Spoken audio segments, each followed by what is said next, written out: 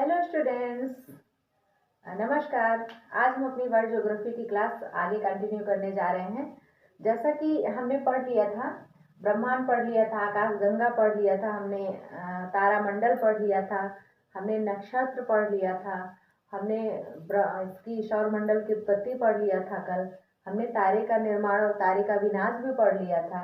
आज हम पढ़ेंगे सूर्य के बारे में, कि हम सूर्य का अध्ययन करेंगे।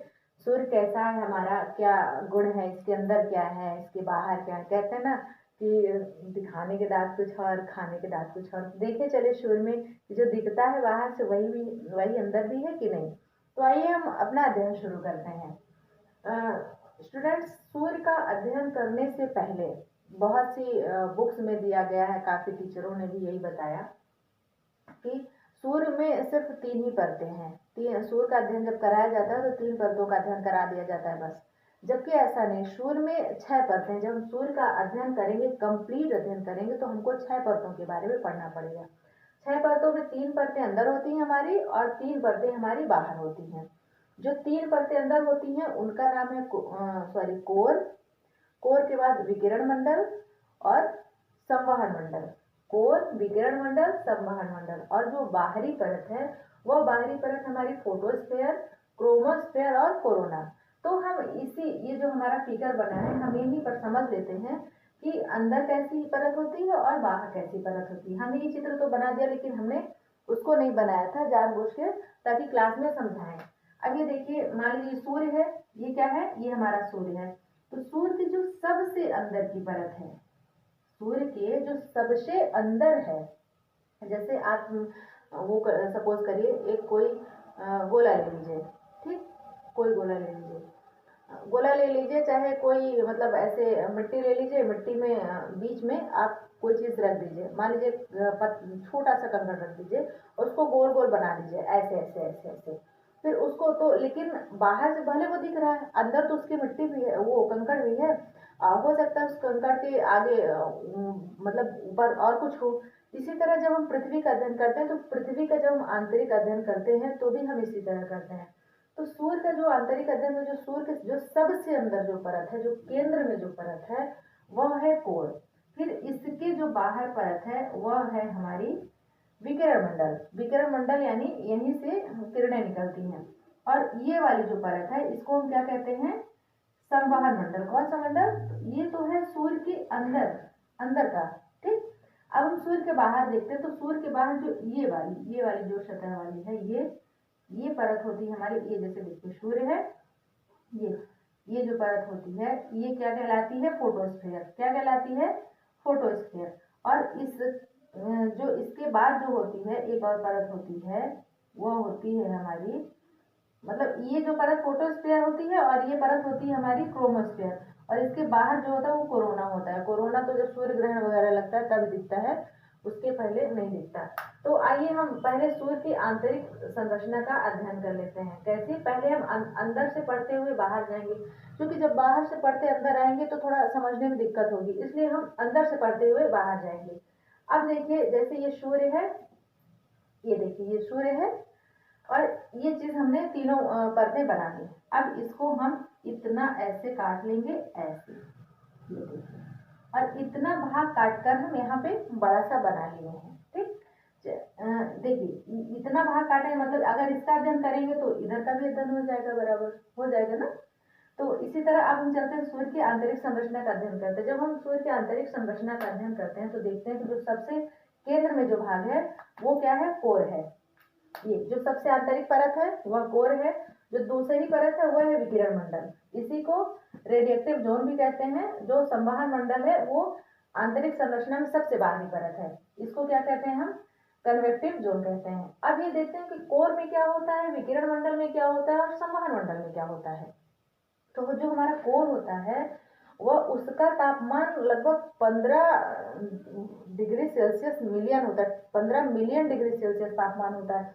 सोचिए कितना ज़्यादा होता है, 15 मिलियन डिग्री सेल्सियस होता है। यानी किसी चीज़ को जब आप मिलियन में देखेंगे, मान लीजिए ये लिखा है आपका 20 मिलियन, कितना 2 मिलियन, कितना लिखा है, मान लीजिए 2 मिलियन लिखा है, मिलियन लिखा है। इसको हमको ये देखना है कि अपनी भाषा में लाख हजार वाले में देखना है, तो हम क्या करेंगे कि दो क्या आगे जीरो लगा देंगे 20, ये मिलियन की जगह हम क्या लिख देंगे लाख। क्या हो जाएगा हमारा, तो 2 मिलियन का 20 लाख हो गया, तो ये तो है 15 मिलियन। जब 15 मिलियन है तो इसके आगे जीरो लगाएंगे तो 150 लाख डिग्री सेल्सियस सूर्य की कोर का तापमान है। सोचिए, कल्पना नहीं कर सकते अगर वहां पे इंसान जाए तो उसका क्या हाल होगा। तो यहाँ पर ये कोर है, यहीं पे नाभिकीय संलयन की क्रिया होती है। जो सूर्य में नाभिकीय संलयन की क्रिया हम लोग पढ़ते आए हैं आज तक, हाइड्रोजन हीलियम में बदलता है, वह कहाँ होती है, विकिरण मंडल में नहीं होती, संवहन मंडल में नहीं होती, सूर्य के बाहर नहीं होती, वह कहाँ होती है, सूर्य के सेंटर यानी सूर्य के कोर में होती है, जो सबसे आंतरिक परत है वहां पर होती है। यहाँ पर जो गैसें होती हैं वह प्लाज्मा के रूप में पाई जाती हैं। क्यों, क्योंकि कहते हैं ना कि सूर्य गैसों का एक धधकता हुआ गोला है। जब ताप बढ़ जाता है तो वह गैसें प्लाज्मा रूप में बदल जाती है, वो प्लाज्मा अवस्था में पाई जाती है। प्लाज्मा अवस्था ठोस और द्रव के बीच की अवस्था प्लाज्मा अवस्था। सबसे उदाहरण है, आप फेयर एंड लवली क्रीम ले लो, फेयर एंड लवली क्रीम ले लो, अब तो उसका नाम शायद ग्लो एंड लवली हो गया है, या फिर एलोवेरा जेल ले लो, आप दूध की मलाई ले लो, तो वही प्लाज्मा अवस्था में पाई जाती है। अब हम देखते हैं अगला हमारा जो ये है परत है, वो अगली परत का नाम है विकिरण मंडल। इसी को इंग्लिश में रेडिएक्टिव जोन कहते हैं। इसमें क्या होता है, विकिरण मंडल जैसा कि इसके नाम से ही दिख रहा है कि यहीं से किरणें निकलती हैं। कहाँ से निकलती हैं, सूर्य का जो प्रकाश होता है वो यहीं से निकलता है। ये देखिए, ये यहीं से निकलता है, कोर से नहीं निकलता, संवहन मंडल से नहीं निकलता, विकिरण मंडल से निकलता। तो विकिरण मंडल से सूर्य का प्रकाश किन किन रूपों में निकलता है, ये देखिए, विकिरण मंडल से सूर्य का प्रकाश 3 रूपों में निकलता है। गामा किरणें जो सबसे खतरनाक होती हैं, जिनको कौन रोकता है, ओजोन परत। जब सूर्य से ये गामा किरणें निकल कर पृथ्वी की सतह पर आती हैं तो इनको ओजोन परत रोक देती है। इसीलिए कहते हैं ना कि ओजोन परत का बचाव बहुत जरूरी है। उसके बाद दूसरे नंबर पर एक्स किरणें, एक्सरे, जो मतलब डॉक्टर वगैरह यूज नहीं करते हैं एक्सरे करने के लिए, हड्डियों में हड्डियां कहाँ टूटी हैं कहाँ कैसे, तो सोचिए वो भी तो काफी तेज होती हैं। उसके बाद है फोटान। विकिरण मंडल से कितनी किरणें निकलती हैं, गामा किरणें, एक्सरे और फोटान। गामा किरणें, एक्सरे और फोटान। जो फोटान है, जो हमारा सूर्य का प्रकाश हमारे तक आता है, उसी को हम फोटान कहते हैं। ये जो फोटान है ये हमारे धरती तक आता है, सूर्य के प्रकाश को ही फोटान कहते हैं। तो विकिरण मंडल से 3 प्रकार की विकिरण निकलती हैं, किरणें निकलती हैं। गामा किरणें, जिनको ओजोन परत रोकती है, जो सबसे खतरनाक होती हैं। एक्स किरणें, वो जो डॉक्टर वगैरह यूज करते हैं, आप समझते होंगे एक्सरे वगैरह, किसी का हाथ पैर टूट जाता है कोई हड्डी उड्डी में, तो और फिर फोटान। जो फोटान है वह सूर्य के प्रकाश को ही फोटान कहते हैं। 3 प्रकार की किरणें विकिरण मंडल से निकली। अब जो तीसरा मंडल है हमारा, वह है संवहन मंडल। संवहन मंडल में थोड़ा सा लंबा है, इसको आप ध्यान से समझिएगा। संवहन मंडल जो आंतरिक संरचना का सबसे बाहरी मंडल है, संवहन मंडल आंतरिक संरचना का सबसे बाहरी मंडल संवहन मंडल है। तो ये जो है, ये जो यहाँ से किरणें निकलती हैं, कहाँ से निकलती हैं, यहाँ से किरणें निकली, यहाँ से तो निकलेंगे नहीं, किरणें यहाँ से निकल रही है, तो यहाँ से जिन किरणों का तापमान थोड़ा ज्यादा होता है, क्या होता है, जिन किरणों का तापमान थोड़ा ज्यादा होता है, वो कहाँ चली जाती हैं, वो बाहर चली जाती हैं। और जिन किरणों का तापमान कम होता है उसको सूर्य की जो ये सतह है वो उसको अपनी तरफ खींच लेती है। उदाहरण के लिए आप ये समझिए कि 8-10 बच्चे हैं, मान लीजिए बदमाशी कर रहे हैं, ठीक, या किसी बहुत अच्छा सा उदाहरण कि जब भगवान कृष्ण थे तो मतलब जब बालापन में वो चोरी वोरी करने जाते थे किसी के घर में, तो जो मजबूत वाले होते थे, जो मतलब खाए पिए ठीक ठाक होते, तो भाग जाते थे। श्री दामा और कृष्ण फंस जाते थे। श्री दामा क्यों फंस जाते थे, क्योंकि श्री दामा एक हाथ से दिव्यांग थे, मतलब उनका एक हाथ नहीं काम करता था, एक पैर में भी थोड़ी दिक्कत थी चलने वाले में, और कृष्ण भगवान तो खुद से ही मरवाने के शौकीन थे, तो वो तो रुक ही जाते थे जानबूझ के। तो वही मतलब कि जो मजबूत होगा वो भाग जाएगा, जो कमजोर होगा वो पकड़ा जाएगा। जैसे 8-10 बच्चे चल रहे बदमाशी कर रहे हैं आपके घर के आसपास या फिर कहीं भी, तो आप अगर उनको दौड़ाओगे कि आओ पकड़ पकड़ के आज मारेंगे सबको, तो जो जो सबसे बड़ा होगा, वो जो जिसके पास ज्यादा एनर्जी होगा वो तेजी से भाग जाएगा, लेकिन जो छोटा होगा, जो कमजोर हो जाएगा ना, उसको पकड़ लोगे। वही है इसमें भी कि विकिरण मंडल से किरणें निकलती हैं, तो जिनका तापमान ज्यादा होता है, जो ज्यादा तेज होती हैं, जो जिनका तापमान ज्यादा होता है, वो तो बाहर निकल जाती हैं सूर्य की सतह से। लेकिन जिनका तापमान कम होता है वो लौट आती हैं, वह सूर्य खींच लेता है अपने गुरुत्वाकर्षण बल के कारण। तो जो लौट आती हैं उनको हम सोलर स्पॉट कहते हैं। क्या कहते हैं? Solar spot. और जो ये किरणें चली जाती हैं इनका तापमान लगभग 6000 डिग्री सेल्सियस होता है। अब ये देखिए, ये है हमारी पृथ्वी। देखिए ये सूर्य है, सूर्य के ही चारों तरफ तो ग्रह चक्कर लगा रहे हैं। यहाँ पे कोई ग्रह यहाँ पे है, कोई ग्रह यहाँ है, कोई ग्रह यहाँ है, कोई ग्रह, ऐसे तो सौरमंडल में ग्रह सारे चक्कर लगा रहे हैं। तो यहीं पे कहीं हमारी पृथ्वी है। तो ये जो किरणें हैं तो यह पृथ्वी की तरफ जाती हैं। जो पृथ्वी की तरफ जब खूब तेज मतलब जाती हैं, तब ये जब पृथ्वी के वायुमंडल में जाती हैं तो जो पृथ्वी के ऊपर जाती हैं, कितना ऊपर साइड से जो निकलती हैं वो क्या कहलाती हैं? अरोरा बोरियोलिस। और जो पृथ्वी के नीचे साइड से निकलती हैं वो क्या कहलाती हैं? अरोरा ऑस्ट्रियोलिस। अब आप ये समझिए कि पृथ्वी में ऑस्ट्रेलिया कहाँ है? ऑस्ट्रेलिया नीचे है ना, तो नीचे साइड ऑस्ट्रियोलिस हो जाएगा। अब बचा बोरियोलिस तो ऊपर साइड हो जाएगा। अब एक प्रश्न आता है कि विस्लर क्या है? विस्लर होता है ये जो हमारी पृथ्वी है, पृथ्वी के चारों तरफ भी एक मतलब 5 परतें पाई जाती है ना वायुमंडल की। पृथ्वी के चारों तरफ वायुमंडल की परतें पाई जाती हैं। ये जो वायुमंडल की परतें हैं, इन परतों से जब यह अरोरा बोरियोलिस किरण टकराती है, घर्षण जब होता है, तो जो आवाज निकलती है, ध्वनि निकलती है, वह क्या होती है? उसी को क्या कहते हैं? विस्लर। अब जैसे देखिए ये मार्कर है मेरा और ये ढक्कन, अगर हम इन दोनों में घर्षण करेंगे या रगड़ेंगे, आप ध्यान से सुनिएगा, आवाज निकलेगी। ये तो ये जो अरोरा और बोरियोलिस है और ये पृथ्वी का जो मतलब वायुमंडल है, इन दोनों के बीच जब घर्षण होता है तो उससे जो आवाज निकलती है उसको हम क्या कहते हैं? विस्लर कहते हैं। तो आई होप यहाँ तक समझ आ गया होगा। अब ये क्या होता है, ये जो सौर कलंक होता है, सौर कलंक ये 0 डिग्री से, सौर कलंक हमारा 0 डिग्री से 40 डिग्री तक ऊपर जाता है। कितना? 0 डिग्री से 40 डिग्री तक में इसकी एक साइकिल पूरी होती है। क्या पूरी होती है? 0 डिग्री से 40 डिग्री तक एक साइकिल पूरी होती है। अब 0 डिग्री को क्या कहा जाता है? यहाँ पर क्या होता है? सौर कलंक बड़ा होता है और जब 40 डिग्री पहुँचता है तो छोटा हो जाता है। 0 डिग्री में 0 डिग्री को क्या कहा जाता है? तो सोलर मैक्सिमा कहा जाता है और जो 40 डिग्री उसको सोलर मिनिमा कहा जाता है। हमने यहाँ तक पढ़ा।